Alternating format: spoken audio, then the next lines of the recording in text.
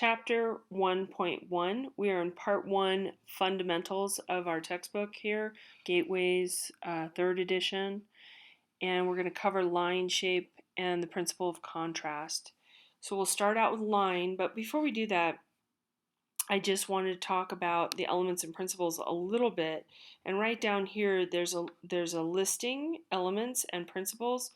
And on page 41, if you look in the textbook right before this chapter starts, you'll get a listing of those and under each heading of elements and principles.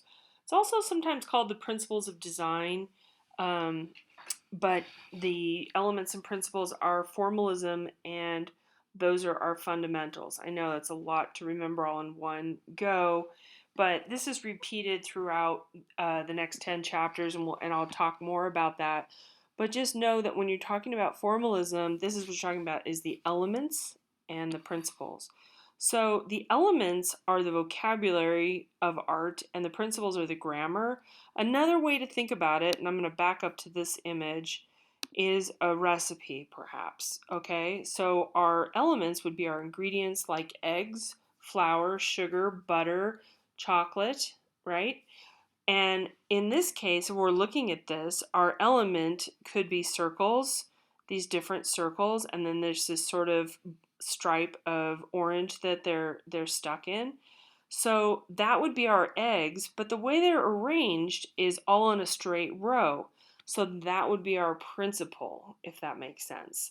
How are we organizing them? They're unified, they're balanced, they're repetitive, okay? So the circles are repeating in exactly the same size and shape, um, and they are held in this grid evenly spaced. So that's how the principles are at work. That's what we're seeing as an outcome of using a circle, which is an elemental shape. What we do see though is like there's a bunch of color in this one. These are straight lines, just some lines of a rendering, an architectural drawing. This is an abstracted, just bunch of lines, a painting, and then another drawing over here. So these have variety. These 5 circles have a variety of things happening in them, textures, line quality, color, but they're arranged in a unified way. And this is going to make hopefully more sense in the next few chapters, but I just wanted to kind of get you onto the basics of the elements and principles. So our author's using vocabulary and grammar. Another way to think about vocabulary is, like I said, the ingredients, and then the grammar is the recipe. Okay, mostly we're going to cover two-dimensional work in this chapter. Chapter 1.2 is going to be three-dimensional work.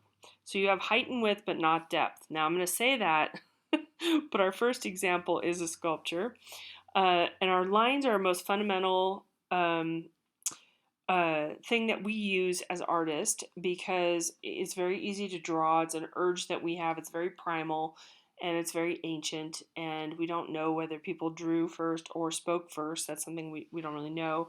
But they also organize the visible world, and there's different ways. So the first example we're going to look at is the Nazca spider, figure 1.1.1, title is spider, and there's 1,000-year range here from before the Common Era and the Common Era. The middle number would be 0, 150 feet wide in Nazca, Peru. Now these are high desert, this is a high desert area in Peru, not much rainfall, so something 2,000 years old would be well preserved there. And the spider actually is a symbol for rain, by the way. But what we have is we have a contour that goes around here, and this is actually an outline. It doesn't have anything but the exterior shape and line of what a spider would look like if we were looking straight down on it. So there's no sort of like showing us the form of this three-dimensionally. We're just looking at it straight down as a line. And the way the lines here are created are by moving rocks. Dark rocks are moved away from light gypsum, which is sort of whitish underneath the surface of those rocks, and then it was left in place and done in the year 500 BC. We don't exactly know. So it's created by scraping off the gravel, and this is an example of outline. Now, a definition of line is connecting 2 points, and I think that's the same with math. I think that's the same definition, but a lot of other things are going to be very different than any kind of definition you've perhaps learned in math. It defines shapes, it defines boundaries, and directs the viewer's eye, and it can convey a sense of movement and energy. This is a drawing, a pen and watercolor, if you look down here. And this is showing us our height and width. Height is always first, this dimension is always first, then width is second. So this is a better example of what we want to talk about with dimensionality. A two-dimensional work doesn't have a third dimension, it doesn't have a depth. So this has, though, implied depth. Now this is confusing to you maybe right now, but just know that in the Renaissance, when this was drawn, is and painted, he's trying to show us 1 point perspective. All these lines converge into one place and draw our eye right there in the center here of the horizon line here. This is our focal point in the middle. Sorry, I lost my mouse.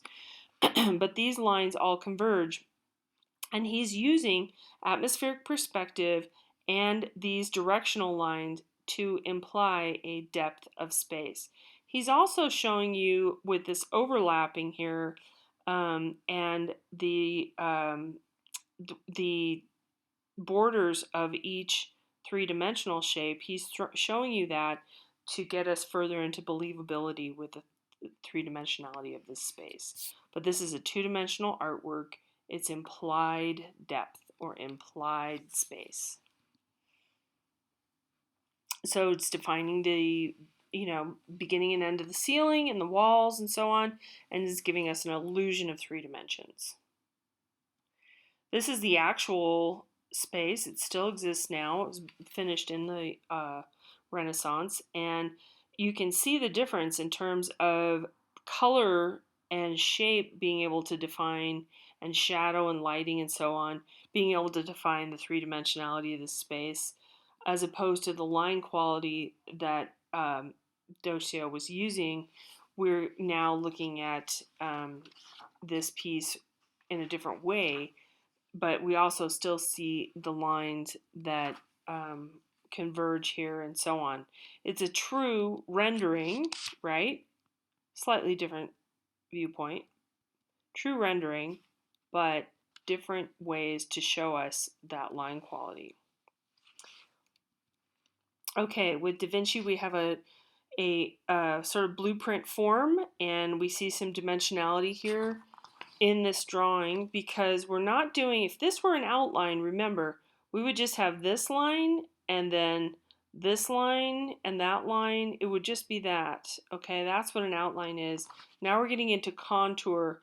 This line is following the shape of the wing, right? It's showing us how this thing reaches out into space, and it's going to be a contour line. So a contour line is not the complete outline of the shape, but it's trying to show us the volume and the space, and giving us some clues about the surface changing.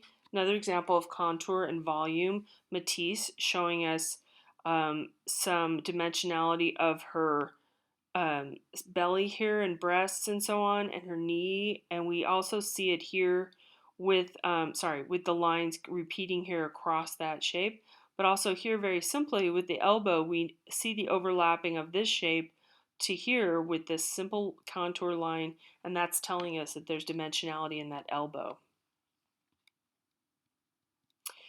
Picasso also uses contour line. This is also continuous line, and that's a project or a early lesson in drawing where you can't lift your pencil and you have to just keep going. There's a few breakages here, but you get the idea. You continually move your pencil around the contour of something, and then he comes into the hair and starts doing the ear and so on.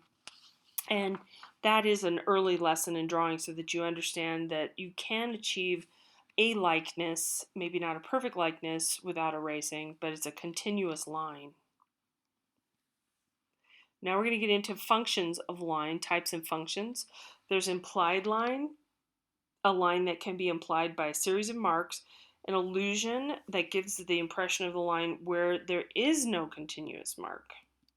So we're going to look at a diagram of actual lines and implied lines, and this is also very important for you to use when you're describing works of art in our essays and in our critiques. You want to get into all these different actual lines. An actual line you will see painted in the painting or drawn in the drawing, and then implied lines are sort of objects, and this is a good example right here. There's a bunch of objects here that recede into space, and they are made up of lines, but this is also creating a line, the tops of these poles and the bottoms of the poles. And we'll get into that a little bit more in part 2.